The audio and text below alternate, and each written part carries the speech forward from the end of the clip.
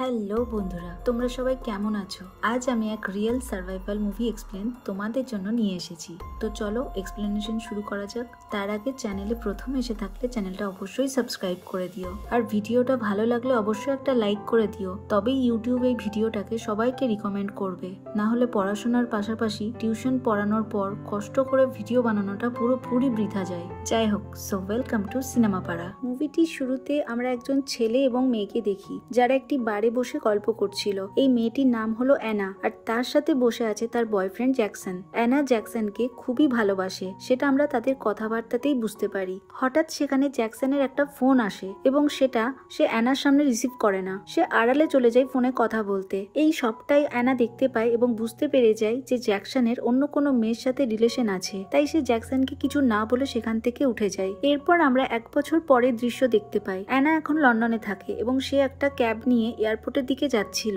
তার আর জ্যাকসনের ব্রেকআপ হয়ে গেছে। অ্যানা সেখান থেকে প্লেনে করে মরিটাস চলে আসে। সেখানে তার বান্ধবীর বিয়ে। সে এই বিয়ে অ্যাটেন্ড করার জন্য এখানে এসছে, আর সে এখানেই শেষবারের মতো জ্যাকসনের সাথে দেখা করেছিল। অ্যানা তার বান্ধবীর সাথে দেখা করে, আর তারা যখন কথা বলছিল তখন অ্যানা লক্ষ্য করে জ্যাকসনও সেখানে আছে। অ্যানা তার বান্ধবীকে জিজ্ঞাসা করে জ্যাকসন এখানে কি করছে। তার বান্ধবী জানায় ওর এখানে একটা ডাইভিং স্কুল আছে এবং রাত্রে পার্টিতেও সে আমাদের সাথে জয়েন করবে। এটা শুনে অ্যানার কিছুটা আনন্দ হয়। রাতে বিচ পার্টিতে সকলে পৌঁছে যায়। অ্যানা দেখে জ্যাকসন সেখানে চলে এসছে। অ্যানা নির্দ্বিধায় জ্যাকসনের কাছে যায় আর তার সাথে খুব সুন্দর করে কথা বলে। জ্যাকসনও অ্যানার সাথে খুব ভালোভাবে কথা বলে। কিছুক্ষণ পর জ্যাকসন অ্যানাকে জানায় তার কিছু কাজ আছে এবং সে এখান থেকে যেতে শুরু করে। অ্যানাও তার সাথে যেতে লাগে। অ্যানা জ্যাকসনকে বলে, চলো আমি তোমাকে তোমার কটেজ অব্দি ছেড়ে দিয়ে আসি। জ্যাকসন তাকে তার সাথে যেতে নিষেধ করে এবং ফিরে যেতে বলে। অ্যানা তাও তার সাথে যেতে চায়। পিছন থেকে অ্যানার বান্ধবী তাকে ডাক দিয়ে জানায় সকাল 7টার মধ্যে তাদেরকে বেরোতে হবে বিয়ের জন্য। এরপর তারা দুজন জ্যাকসনের বাড়ি চলে আসে। সেখানে তারা একসাথে গল্প করে আর অনেক মদ্যপান করে ফেলে, আর একে অপরের অনেক কাছাকাছি চলে আসে এবং ঘনিষ্ঠ হয় তারা। পরের দিন সকালে তারা ঘুম থেকে উঠে দেখে অনেক দেরি হয়ে গেছে এবং সেখানে থাকা লাস্ট বোটটাও সেখান থেকে চলে গেছে। এখন অ্যানাকে কিছু করেই হোক তার বান্ধবীর ওয়েডিং ভেন্যুতে পৌঁছাতে হবে। অ্যানা তখন তার এক চেনা বন্ধুর সাথে যোগাযোগ করে, যার কাছে একটি প্রাইভেট প্লেন আছে, আর সে ট্যুরিস্টদের প্লেনে করে এদিক ওদিক যেতে সাহায্য করে। অ্যানা সেখানে গিয়ে তাকে সমস্ত ব্যাপারটা জানায়। সেই লোকটার শরীরটাও কিছুটা খারাপ ছিল, তাও সে অ্যানাকে জানায় তুমি চিন্তা করো না, আমি তোমাকে তোমার গন্তব্যে পৌঁছে দেবো। তখন সেখানে জ্যাকসনও চলে আসে, কারণ তারও অনেক দেরি হয়ে গেছে এবং তাকেও সেই বিয়েতে পৌঁছাতে হবে, কারণ অ্যানার যে বান্ধবী সে জ্যাকসনেরও বান্ধবী। এরপর তারা দুজনে সেই প্লেনে চেপে পড়ে এবং পাইলট প্লেনটাকে টেক অফ করে নেয়। কিছু দূর যাওয়ার পর পাইলট অ্যানাকে জিজ্ঞাসা করে তুমি কি প্লেন চালাতে চাও? এটা শুনে অ্যানা খুবই খুশি হয়ে যায় আর সে পাইলটের পাশের সিটে এসে বসে পড়ে। পাইলট এক এক করে অ্যানাকে সমস্ত প্লেন চালানোর পদ্ধতি শেখাতে শুরু করে, কিন্তু হঠাৎ করে তার শরীরটা খারাপ করতে শুরু করে আর এক পর্যায়ে তার হার্ট অ্যাটাক করে এবং সে সেখানেই মারা যায়। এসব দেখে অ্যানা খুবই ভয় পেয়ে যায়। সে জ্যাকসনকে তাড়াতাড়ি ডাকে আর বলে তুমি একটু দেখো না ওর কি হয়েছে। জ্যাকসন সেখানে এসে দেখে পাইলট মারা গেছে এবং এরই মধ্যে প্লেনটা দ্রুত নিচের দিকে যেতে শুরু করে এবং প্লেনের ভেতরে যা কিছু ছিল সেগুলি সামনের দিকে আসতে শুরু করে।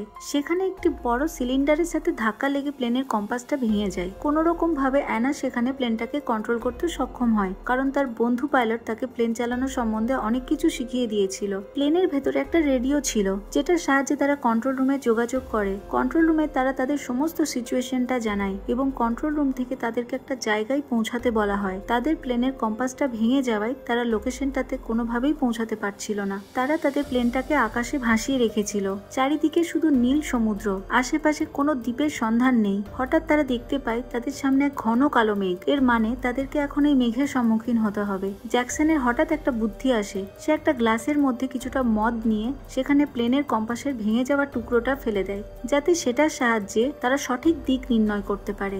কিন্তু ঝড়ের কবলে পড়ে সেটাও নষ্ট হয়ে যায়। এই ঘন কালো মেঘ থেকে একের পর এক বাস তাদের প্লেনের উপর পড়তে শুরু করে। প্লেনটা সম্পূর্ণ ডিসব্যালেন্স হয়ে যায়, কিন্তু তাও অ্যানা কোনো রকম ভাবে প্লেনটাকে নিয়ন্ত্রণে এনে সেই ঝড়ের কবল থেকে বেরিয়ে আসে। ঝড় থেকে বেরিয়ে আসার পরই তাদের প্লেনে অ্যালার্ম বাজতে শুরু করে। এটা ছিল ফুয়েল লিক করার অ্যালার্ম।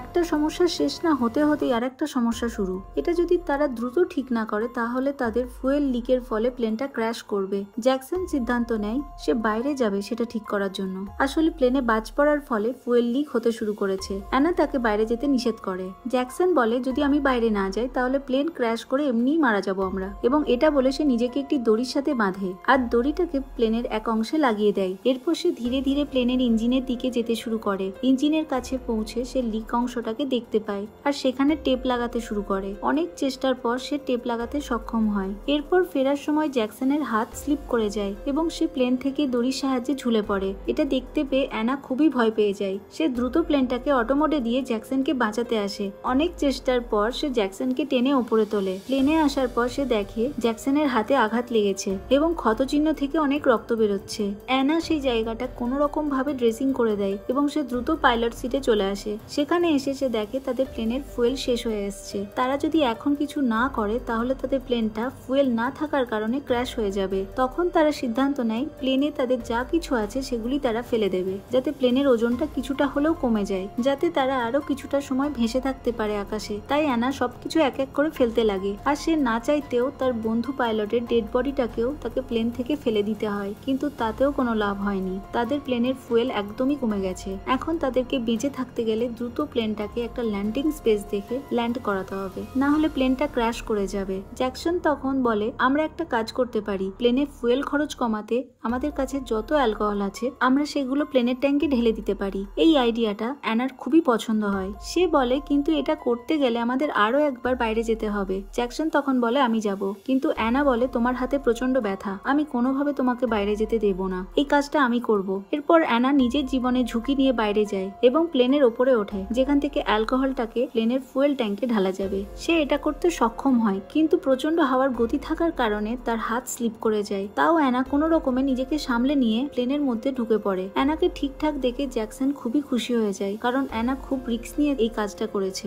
এর ফলে তাদের প্লেনের ফুয়েল ট্যাঙ্কে ফুয়েলের মাত্রাটা বেড়ে যায়, কিন্তু প্লেনটা একভাবে ভেসে চলার কারণে ফুয়েল বেশি খরচ হচ্ছে। তারা যদি দ্রুত ল্যান্ড না করায় প্লেনটা কিছুক্ষণের মধ্যেই ক্র্যাশ করবে। তারা কিছু দূরে একটা আইল্যান্ড দেখতে পায়, যেটা দেখে অ্যানা খুবই খুশি হয়, কিন্তু সেখানে পৌঁছে দেখে যে এটা কোনো আইল্যান্ডই না, সেটা ছিল জলের রিফ্লেকশন। এটা দেখে তারা হতাশ হয়ে পড়ে। তারা ধরেই ফেলে যে তাদের প্লেনটা এবার হয়তো ক্র্যাশ করবে আর তারা হয়তো মারা যাবে। কিন্তু সেই সময় অ্যানা সত্যি করে একটা আইল্যান্ড দেখতে পায়। আইল্যান্ডটা তাদের কাছ থেকে কিছুটা দূরে ছিল, তাই তারা প্লেনটাকে সেই আইল্যান্ডের দিকে নিয়ে যেতে শুরু করে। প্লেনের ফুয়েল একদমই শেষ হয়ে গেছিল, তাই আইল্যান্ডে পৌঁছানোর আগেই প্লেনটা সমুদ্রে ক্র্যাশ করে যায়। তারা দুজনেই প্লেনের মধ্যে আটকে গেছিল এবং প্লেনটা জলের ভেতরে ডুবতে শুরু করে। প্লেনটা ক্র্যাশ হওয়ার ফলে জ্যাকসন সেখানেই অজ্ঞান হয়ে গেছে। অ্যানা বুঝতে পারে তাদেরকে এখান থেকে বেরোতেই হবে, না হলে তারা মারা যাবে। সে জ্যাকসনকে অনেক ভাবে ডেকে তোলার চেষ্টা করে, কিন্তু পারে না। বাধ্য হয়ে অ্যানা প্লেনের দরজাটা খোলার চেষ্টা করে এবং অনেক কষ্টে সে দরজাটা খুলে ফেলে। প্লেন থেকে বেরিয়ে অ্যানা জ্যাকসনকে বের করে আনে এবং তাকে একটা লাইফ জ্যাকেট পরিয়ে দেয়। এরপর অ্যানা ওপরে উঠে আসতে শুরু করে। জলের উপরে এসে দেখে যে সেখানে জ্যাকসন নেই।